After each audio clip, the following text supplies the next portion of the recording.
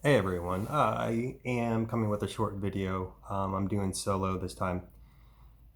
I have not been sleeping much, so I've had a lot more time to think. I have energy, it's hard to go to sleep and I wake up early, wide awake for no reason. So I've been doing a lot of thinking. Um, oh, hey, Jude. Okay, bud. I'm recording. He just said good for you. Thanks, son. I closed the door. I said thanks, son. Okay, that's done. So I've been thinking about the tree of life and the tree of knowledge of good and evil. Um, Obviously from the Bible and Genesis, but if I don't want to assume that everyone's heard the story, although most of you have.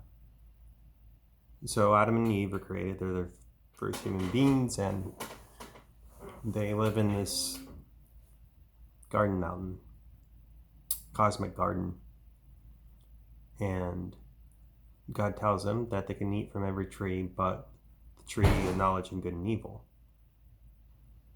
There's a lot of banging going on. Uh, yeah.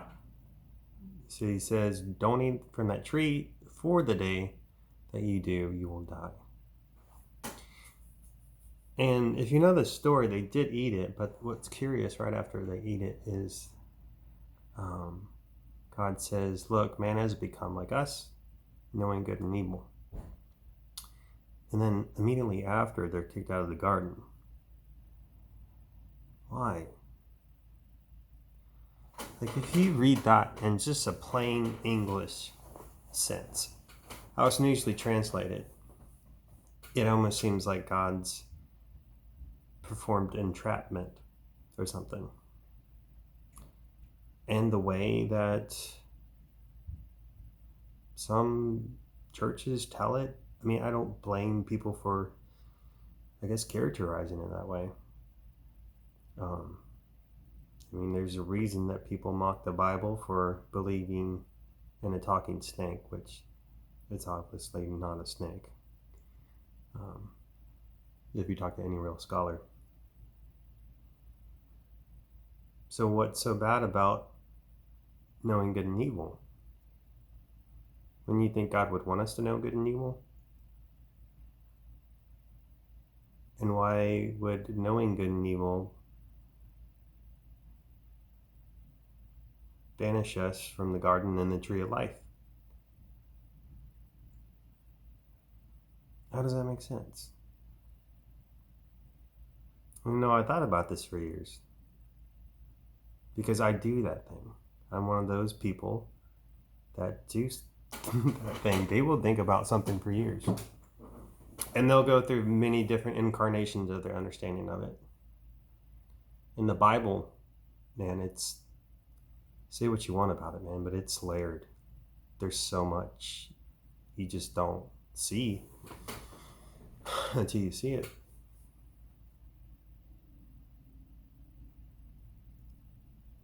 I think that the Bible is talking about the knowledge of good and evil in the same sense that you would say that a man knows his wife. Not just that he knows her, but he has intimate knowledge of her. He's communed, so to speak, or joined with her. And if you think of it that way, then it makes sense. Because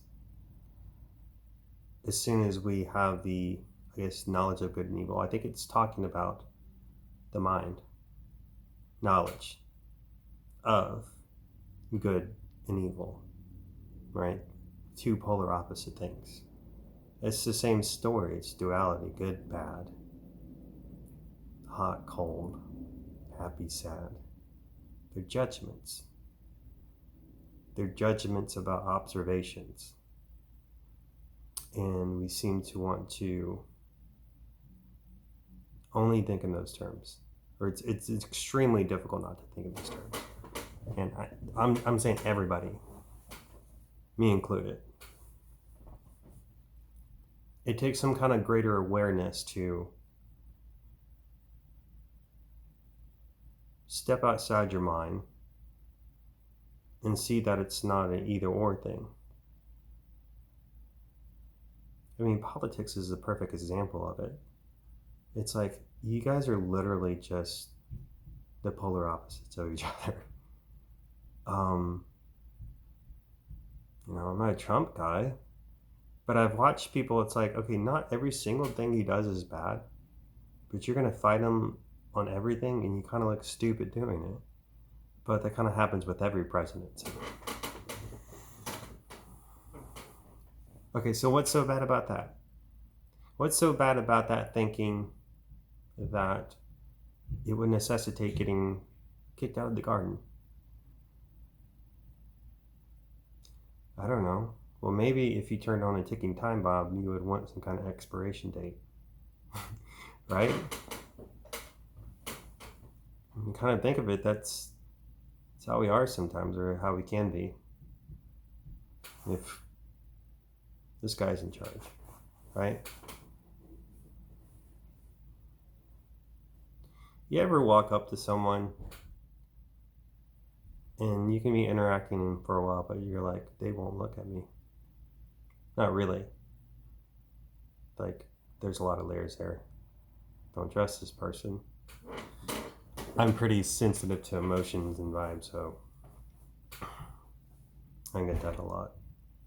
I sense that a lot.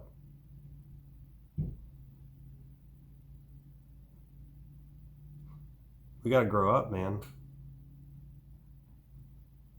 And if that sounds preachy, yeah, who cares? But we do, we gotta grow up. Like, how many people are we gonna hurt? Because we have to nail down something. More ways than one. We have to nail down something. This thing is bad. This thing is good. Since my thing is good, therefore your thing is bad. That's simplistic, but when you listen to the language, it's really not a stretch.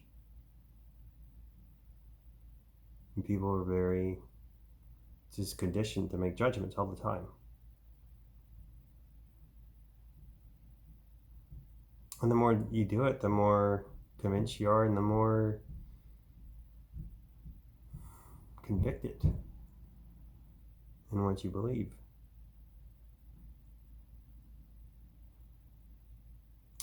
And the irony is that you may not even know if you actually believe it or not.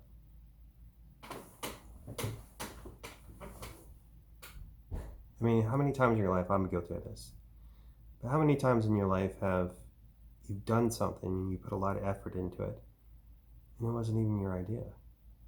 You never even wanted to do it. You're just like, okay. But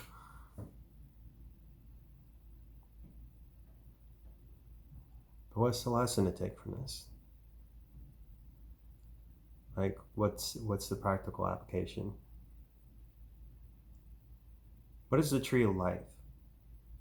Right?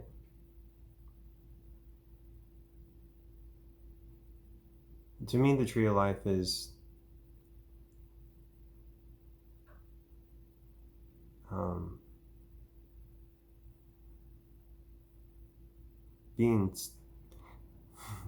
it's just shutting up. The tree of life is shutting up. Not judging anything. And just enjoy it. Because if you allow yourself to enjoy it, things are amazing. And even the bad stuff, it's not so bad, it's more bittersweet. You can still appreciate it. So, I think that wraps up the video. And these conversations may seem strange. Well, this isn't really a conversation, this is a monologue, but I think about this stuff. I don't know why. I've always been this way. But I like it. So, and whoever's watching, I'm pretty sure I like you too.